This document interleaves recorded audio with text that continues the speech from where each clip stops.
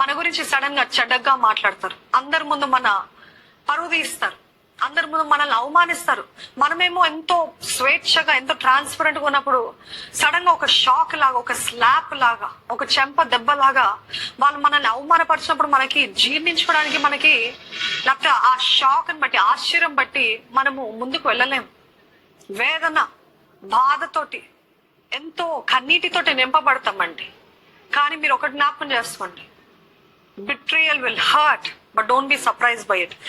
దానికి ఒక వాక్యం చూపించాలని ఆశపడుతున్నాను. మార్కు సువార్త 9వ అధ్యాయం 31వ వచనం. ఏలయనగా ఆయన తన శిష్యులకు బోధించుచు, మనిషి కుమారుడు మనుషుల చేతికి అప్పగింపబడుచున్నాడు, వారు ఆయనని చంపుదురు, చంపబడిన 3 దినములకు ఆయన లేచునని వారితో చెప్పెను. అంటే ఇక్కడ యేసు ప్రభు ముందే చెప్తున్నాడు, నాకు ఇలాగ జరగబోతుంది, మీరేం ఆశ్చర్యపడనక్కర్లేదు. తర్వాత ఓహో ఇది యూదా ఇస్కరియే చేశాడా, లేకపోతే ఇలాగ జరిగిందని ముందే యేసు ప్రభు చెప్పాడు కదా అని తర్వాత మీరు ఎంత ద్రోహం అని ఆశ్చర్యపడనక్కర్లేదు. యేసు ప్రభు తానే చెప్తున్నాడు, ఇదిగో ఇట్ ఇస్ టైం, నాకు సమయం వచ్చింది. జ్ఞాపకం చేసుకోండి, ఎవరినైతే మీరు నమ్ముతారో, ఎక్కువగా నమ్ముతారో, వారి దగ్గర నుండే ఎక్కువ శాతము, I'm not saying everybody, but వారి దగ్గర నుండే ఎక్కువ శాతము నమ్మక ద్రోహం చేయబడతారండి. అందరూ నమ్మరు. శిష్యులను నమ్మారు యూదా ఇస్కరియోతుని. యేసు ప్రభుకి మొదటి నుండి తెలుసు కానీ శిష్యులు నమ్మారు, ఆయన చుట్టూన వారు అందరు నమ్మారు.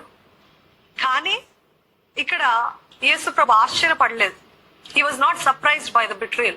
And today I want to encourage all of you, when you are betrayed by the people that you love, ఎవరినైతే మీరు ప్రేమిస్తున్నారో, ఎవరినైతే మీరు ఎక్కువగా నమ్ముతున్నారో, వారు మీకు నమ్మక ద్రోహం చేస్తున్నప్పుడు మీరు బహుగా ఆశ్చర్యపడి దుఃఖాక్రాంతానికి మీరు గురి అవ్వకూడదండి, డిస్కరేజ్ అవ్వకూడదు. ఎందుకంటే ఇట్ హ్యాపెన్స్.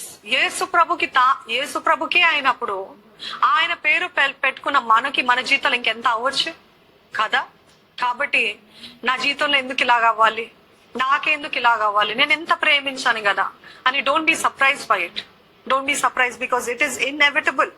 అందుకని మార్కు సువార్త 13-12 వచనం ఈ రీతిగా ఉంటది, సహోదరుడు సహోదరుని, తండ్రి కుమారుని మరణంలోకి అప్పగింతురు, కుమారులు తల్లిదండ్రుల మీద లేచి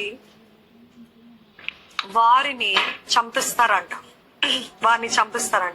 The more you get closer to people, the more you are prone to get betrayed. Doesn't mean that నేను ఎవరికి దగ్గరికి వెళ్ళను, నేను ఎవరిని నమ్మను, నేను ఎవరిని ప్రేమించను. Don't be afraid. Don't be afraid to love. Don't be afraid to trust, because Jesus showed the way. యేసు ప్రభు తానే చూపించాడు ఏంటిదంటే, ఎవరు ద్రోహం చేస్తున్నారో తెలిసి కూడా వారిని ఎన్నుకున్నాడండి. ఎవరు ద్రోహం చేస్తున్నారో తెలిసి కూడా ఆయనని ప్రేమించాడు, ఆయనని నమ్మాడు, డబ్బుల సంచిని ఆయన చేతికి అప్పచెప్పాడు, అంతగా నమ్మాడు. సో నేను నమ్మను, నేను ప్రేమించను, నేను ఎన్నుకోను అని మనము చెప్పడము మనకు తగదు. ఎందుకంటే ఆయన మాదిరిలో, ఆయన అడుగుజాడలో మనం నడవలసిన బాధ్యత మన పైన ఎంతో ఉంది. మనం కూడా నమ్మాలి, మనం కూడా ప్రేమించాలి, మనం కూడా సహించాలి, మనం కూడా ఓర్చుకోవాలి, మనం కూడా వెళ్ళాలి. ఆయనని మాదిరిగా చేసుకొని ముందుకు వెళ్ళాలి. అందుకనే వాక్యంలో రాయబడి ఉంది, 2 తిమోతికి రాసిన 2వ పత్రిక 3వ అధ్యాయము 4వ వచనము, ద్రోహులు, మూర్ఖులు, గర్వాంధులు దేవుని కంటే సుఖానుభవం ఎక్కువగా ప్రేమించేవారు. అంత్య దినంలో సూచనలు ఎలా ఉంటాయంట, ద్రోహులు అనేక మంది అవుతారంట. In the end times love grows cold అని ఆయన వాక్యం తెలియజేస్తుంది. ప్రేమ చల్లారిపోతుంది, ద్రోహులు అనేక మంది అవుతారంట. అంటే మీరు నమ్మిన వారే, మీరు ఎంతో ప్రేమించిన వారే మీకు ద్రోహం చేస్తారు అని యేసు ప్రభు ముందే చెప్పాడు పౌలు భక్తుడు ద్వారా. కాబట్టి డోంట్ బి సర్ప్రైజ్డ్. మీరు ఎందుకు సర్ప్రైజ్ అవ్వకూడదు, ఎందుకు మీరు ఆశ్చర్యపడకూడదు అంటే, ఎందుకు ద్రోహం చేసేవారు ఇలాగ చేస్తున్నారంటే వారి స్వార్థం కోసము, వారి గర్వము కోసము, వారి అహము కోసము, లేకపోతే వారి పాపము కోసము, వారి దేహాన్ని పరచడం కోసము వారు మీకు ద్రోహం చేస్తున్నారు. మీలో ఏదో తప్పు ఉందనో, లేకపోతే మీరు అన్వాంటెడ్ పర్సన్ అనో.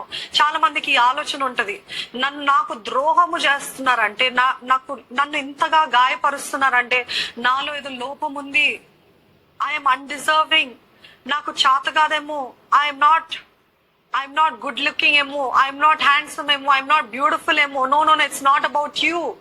Remember that it's not about you. It's about the sin and the selfishness of the other person. మీరు మీ హృదయాన్ని నిజాయితీగా, యథార్థంగా దేవుని వైపు చూస్తూ ఆయనకు నమ్మకంగా ఉంటూ మనుషులకి, మనకు అప్పచెప్పిన మనుషులకి నమ్మకం ఉండేది మన బాధ్యత అండి.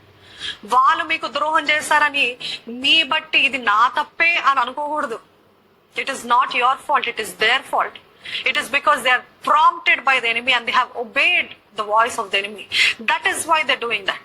ఆ సిన్, ఆ సెల్ఫిష్నెస్, ఆ స్వార్థం, ఆ పాపము కోసం, లేకపోతే ఎంతో మంది వారి అహాన్ని తృప్తి పరచడం కోసము వారు ద్రోహం చేస్తుంటారు. కాబట్టి యూ డోంట్ బి సర్ప్రైజ్డ్. మూడవ